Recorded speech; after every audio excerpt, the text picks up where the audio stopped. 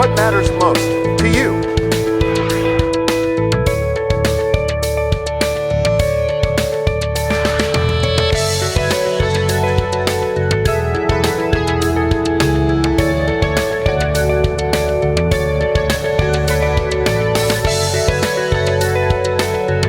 This is Your Life, episode 40.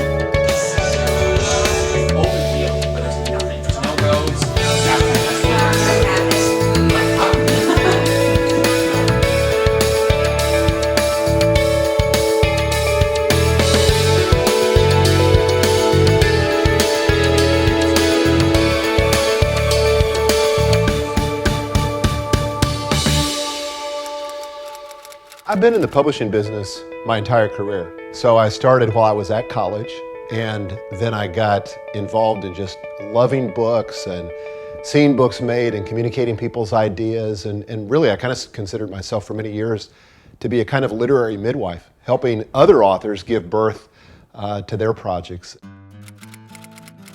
I worked as in that small business in the literary agency for about 6 years. And it was really fun. We worked with some great clients, some big authors, but it was also very solo work. You know, it was mostly me on the phone with my author clients, and I was only part of the process. I was helping them with their representation, but I really wanted to be part of a bigger team and really be more a part of the whole process. So there was an opening that came up in 1998 at Thomas Nelson, and one of the guys there contacted me, said, "You've got a successful literary agency, you're probably not interested in this, but I would love to have you come to work for us."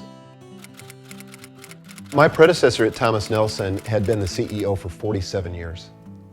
So he had built the company, I mean, carved it out of rock and built it to its present state, and it was 7th largest publishing company in the US. When I took it over, I tell you, my honest feeling was, how long is it going to take before everybody figures out I don't have a clue? I mean, I had tremendous self-doubt, tremendous fear, just uncertainty, overwhelmed.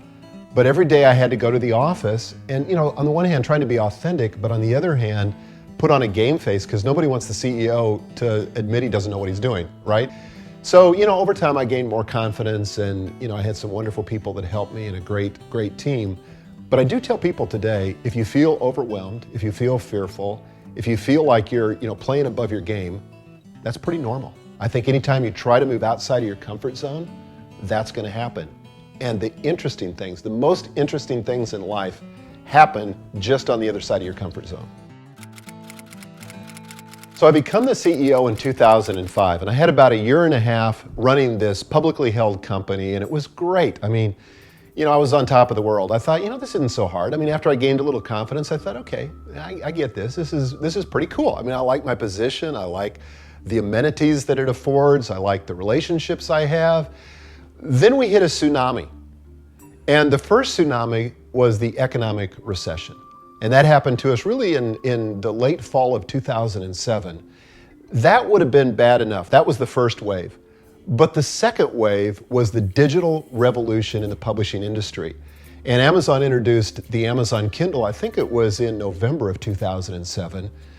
I didn't really know what it would amount to. But I mean, a few years later, Amazon is reporting now that electronic books on its Kindle devices are outselling every other physical form of book. So I mean, we didn't see it at the time, but this was going to become a huge wave. Then the third wave was moving from traditional media to social media. And it meant that we had to completely re-engineer how we would market books. Those three waves in what ended up being a tsunami was really challenging to try to manage as the CEO of a company. One of my basic convictions is that when you're leading, that you have to take initiative. And what that really means as a leader is that you go first. So you don't delegate some of this stuff, you enter into it. So for example, I bought one of those Amazon Kindles. I still have the very first one. And I wanted to experience it for myself. I wasn't going to delegate this to a committee or somebody else to figure out, but I wanted to understand that user experience. Same thing with social media. You know, I want to enter into that and try to understand it. Well, I'd kind of, I don't know, played with blogging on and off throughout the years, and so I thought, yeah, let's try that. And I really did it just as a tool for my team. But then I thought, this is a great way for me to kind of hammer out what I think about various subjects. And it wasn't too long before I saw the potential for influence, because after several years, I had a bigger readership than the largest trade magazine in our industry, which was Publishers Weekly. And so this was about the same time, interestingly, that Twitter was coming online in about 2006, I believe. And I had a friend of mine that said to me, I got to show you this new social network service called Twitter. And he showed it to me. And I said, Randy, that's probably the stupidest thing I've ever seen. Why would I waste time on that? I mean, I'm busy in my job. I don't have time for one more thing that's going to waste time. And he said, I just think you really should try this. I think this is a game changer. He was right. This was not a fad. It was going to be a trend. So I started using Twitter. I got all my family, and I have 5 daughters and a wife, and I got all them on Twitter. And so then I was really interested in what they were saying and their status updates, and then it expanded to some of my friends and some of my executives at Thomas Nelson. And I really kind of fell in love with it and started seeing the potential, not just for marketing. I mean, that's like too narrow of a focus, but for influence. And that really is what I'm after as a leader anyway. So I thought this is the perfect tool. In the midst of the recession, a couple of my board members came to me and they said, we want you to stop blogging. And my head started spinning. And I said, well, let me tell you what. If I'm going to stop blogging, then I'm not going to be the CEO anymore. I can't not do this. And I said, furthermore, as the board of a publishing company that's in the midst of a digital revolution like we are, not only should you not be asking me to stop blogging, if I weren't blogging, you should be insisting that I do it. Because we have got to get into new media. We've got to understand this brave new world. And who better than the CEO to get his toe in the water and figure this out? And so it was a showdown, but they backed down. Looking back on it, it's clear that I was building a platform, except that nobody was using that term at the time. All I knew was that I was building a pretty substantial readership on my blog, tens of thousands and then hundreds of thousands. I was growing a large audience on Twitter and somewhat modest, but still significant audience on Facebook. And today we would call that a platform, but I had no idea that that's what was happening at the time. I eventually got to this place where my platform was so large that it gave me options.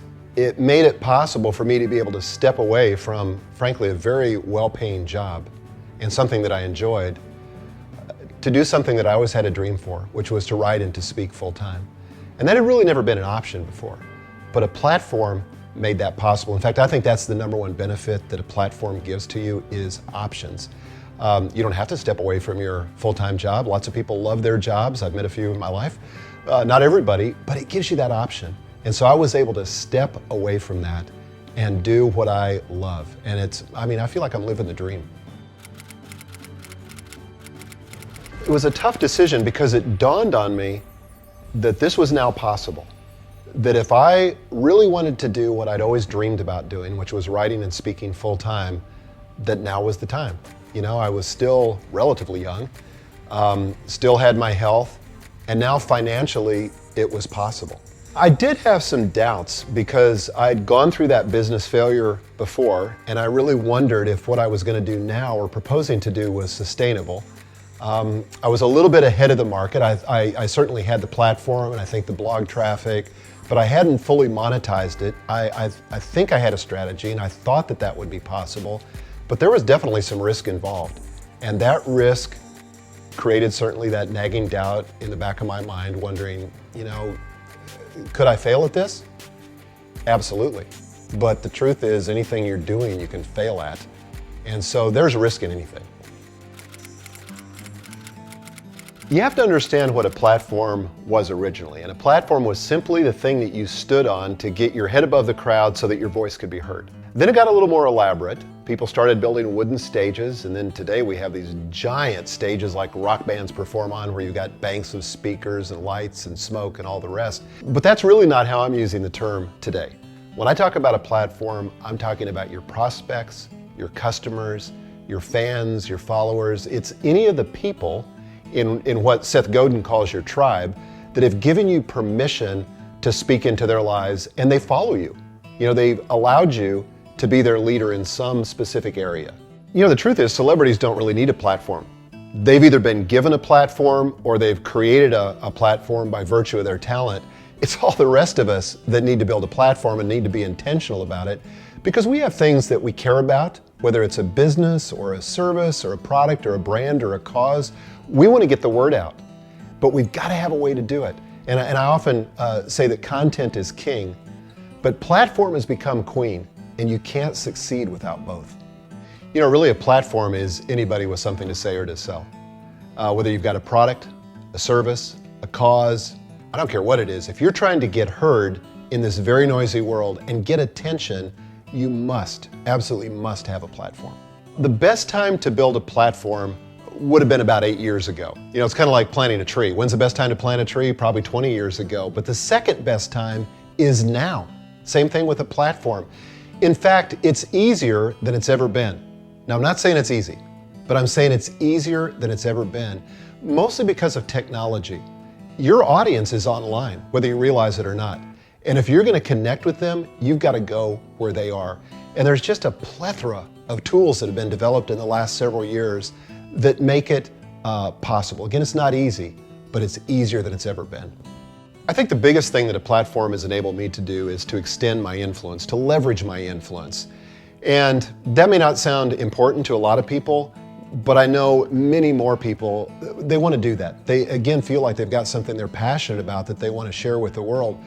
A platform has given me the amplification, the visibility, the engagement to make all of that possible. What I did know on the front end of the book launch was that I needed to move about 10 or 11,000 books through the retail channels that first week of launch to hit the New York Times list.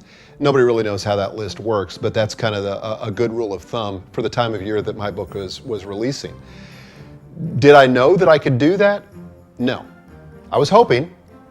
I thought it was a possibility, but I had absolutely no certainty. So we pulled out all the stops. I did blog posts. I really tried to focus all the effort on that first week of release. That's the critical inflection point in today's world of publishing.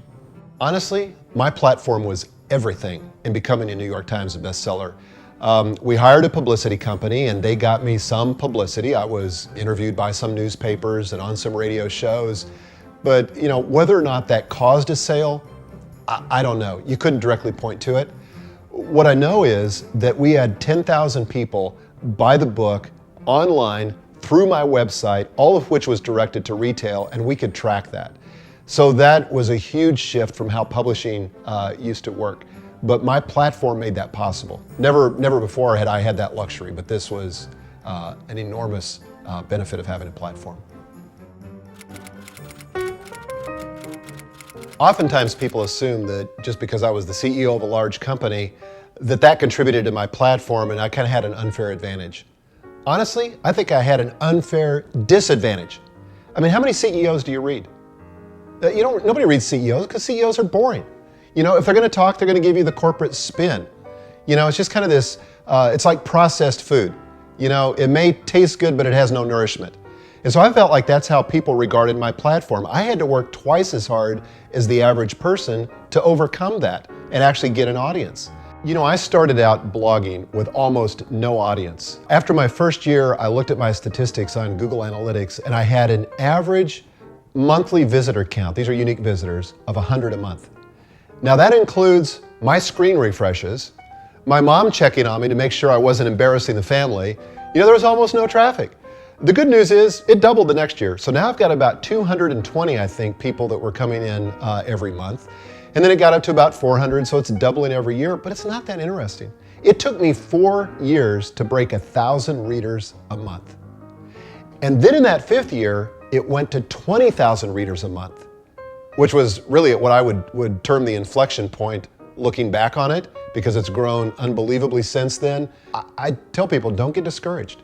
This is how all projects begin. But what kind of separates the achievers from everybody else is that they hang in there and they stay and they wait till they hit the inflection point. That's where it starts getting interesting. The thing that caused the inflection point for me, there were really several things. One is I started blogging more consistently. In the beginning, I was just like everybody else in terms of, I would blog consistently, get all amped up, and I would stay at it for like a week or two, and then life would happen and I'd get busy, and then I would fall off, and then I would find that I hadn't updated in a month. I started taking it seriously in that 5th year, and I said, I'm going to blog, and this was for me then. I have a different philosophy now, but I said, I'm going to blog every day, 5 days a week. So I got really consistent. That had a huge impact on my traffic. Another thing was I really started making it about the audience. I was really just talking about me up until that point, and I realized nobody really wants to hear about me as much as they want to hear about them. People are tuned in to what's in it for me, YFM. And so I just started writing for people. What are their needs? What are their concerns? What are their fears? How can I speak to that? I might use a personal story to talk about that, but it was always a lead-in to them. The other thing was that I got involved in social media. You have to get out there where people are. Now, you can't build what I call in the book your home base out there, but you've got to get into the market and be referring people back to your home base, which in my case was a blog. People talk a lot about finding your voice when it comes to writing. In the publishing industry, we said that with just conventional authors, but in blogging, it's true as well. The only way I know to find your voice is write. It's not like you're going to sit in a room and meditate and come out with your blogging voice. It just doesn't happen that way. It happens through practice, doing it over and over again. And you have to be experimental. You have to try things. I've tried things that were more humorous. I've tried things that were more formal. I've tried every variation of those. And you have to be willing to be experimental. And so if you do it enough and you're experimental enough, you'll eventually settle into what's comfortable and what sounds like you. And you want to get to that place where people say to you, I feel like you're just talking to me like we were over a cup of coffee. That's your voice. So in the beginning, it was tough. It was slow. I had 100 readers a month, and then it took me 4 years to break 1,000 readers. Then I hit an inflection point, and then it started growing, but still, it's a long way from where I am today. And today I've got over 300,000 unique visitors a month, hundreds of thousands of page views, 160,000 plus followers on Twitter, and all the rest. But if I had only known then what I know now, I would have made fewer mistakes, it would have happened faster, but unfortunately that's the benefit of hindsight, it's 2020. But that's really the benefit, I think, to understanding a platform, is if you understand it in today's context with the information that I've been able to learn over time, it can really make it faster for you. It can make it easier. Not easy, but easier. The reason I'm so passionate about helping other people build a platform is because I've experienced firsthand what it's done for me. It's given me the options and frankly the freedom that I know so many other people crave. Maybe they feel like they're being held hostage in a job they don't really love or a calling that they really are not excited about, and they want to do something different. A platform can make that possible. I think a lot of people are in search of significance. They want to really have an impact on the world. A platform makes that possible. So anything I can do to enable people to do that gets me really jazzed. I've been there. I've made all those mistakes, I've been discouraged, I've wondered if this was going to ever amount to anything.